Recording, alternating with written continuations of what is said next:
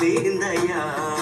పక్కనుండే పార్వతి పట్టనతుందే ఏందది నెత్తి మీది గంగమ్మ నిన్ను తడపదేందయ్యా